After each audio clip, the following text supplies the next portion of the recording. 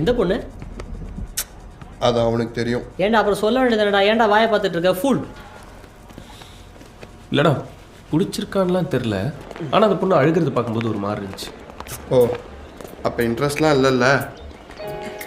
Interest இல்லைன்னு சொல்ல முடியாது.